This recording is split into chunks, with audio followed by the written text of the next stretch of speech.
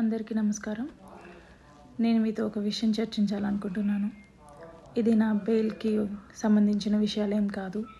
కానీ పవన్ కళ్యాణ్ గారు నాకంటూ వదిలేసిన ఒకే ఒక్క ఛాన్స్ అరవ శ్రీధర్ చేసిన తప్పుని బయట పెట్టడానికి.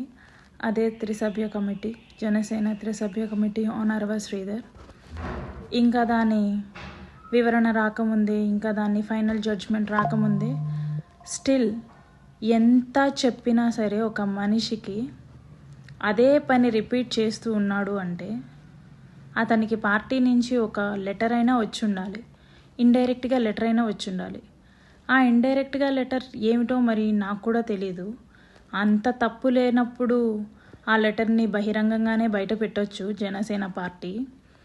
కానీ అలా ఇండైరెక్ట్గా లెటర్ అనేది రిలీజ్ చేసిందో మరి వీళ్ళే అన్నీ వదిలేసుకొని బయట అలా కండువ కప్పుకొని ఒక కొత్త జెండా ఆవిష్కరిస్తూ తిరిగేస్తున్నారో నాకు అర్థం కావట్లేదు.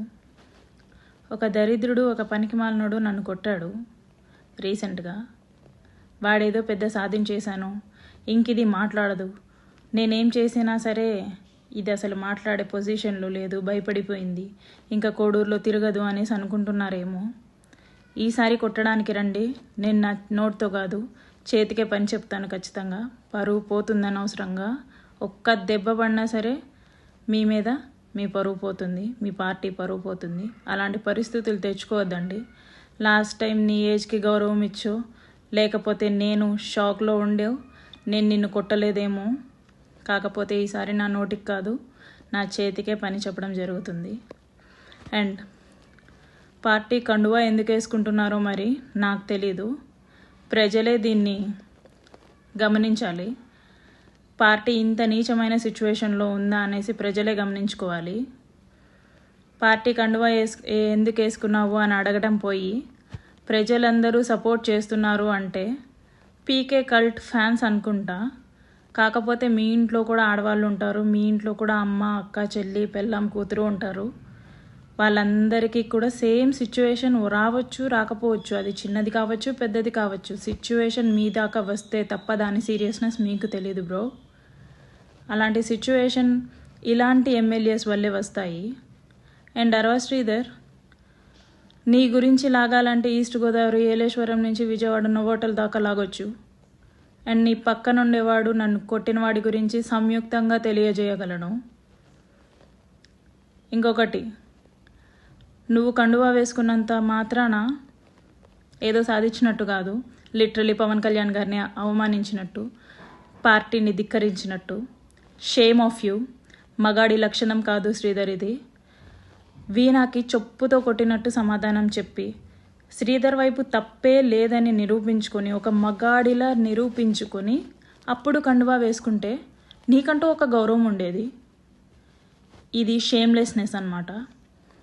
తెలుగులో ఏమంటారో నీకే వదిలేస్తున్నా.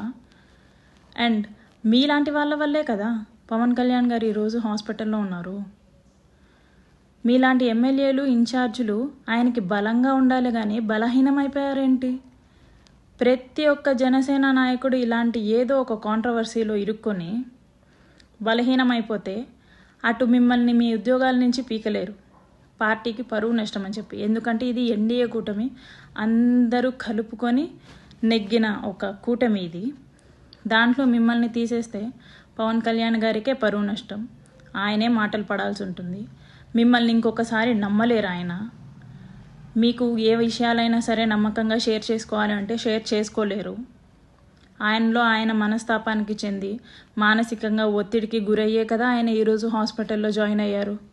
పవన్ కళ్యాణ్ గారికి అండగా ఉండాల్సిన ఎమ్మెల్యేలు, ఇన్ఛార్జీలు, ప్రజాప్రతినిధులు, ఎవరైనా సరే, కార్యకర్తలు కానీ ఎవరైనా సరే ఆయనకి బ్యాక్ స్టాబ్ వేస్తే ఆయన మానసికంగా ఎవరికి చెప్పుకోలేక హాస్పిటల్లో జాయిన్ అయ్యారు. మీరు మృత్యుంజయ హోమాలు చేయాల్సిన అవసరం లేదు. ఆయన మాట పాటించండి చాలు. ఆయనకు అదే పెద్ద బలం. మీరు మృత్యుంజయ హోమాలు చేసినా చేయకపోయినా స్టేట్ వైడ్గా, నేషనల్ వైడ్గా ఆయన బ్రతకాలి, ఆయన బాగుండాలి అని కోరుకునే వాళ్ళు చాలామంది ఉన్నారు. మీ so called protocol dramas like doing this Mrityunjaya హోమాలు won't work, won't gain your trust again. మీరు ఆయనకి ఏదైనా చేయాలి అనుకుంటే నిజాయితీగా ఉండాల్సింది. ఫస్ట్ నుంచి పార్టీకి నమ్మకంగా ఉండాల్సింది. చేసే గుడిసెటి పనులన్నీ చేసేసి సాయంత్రం వచ్చేసరికి పవన్ కళ్యాణ్ గారికి పాలాభిషేకం చేస్తే అవన్నీ పోతాయా? That doesn't even count. మీ వల్ల ఆయన హాస్పిటల్ చేరాల్సి వచ్చింది.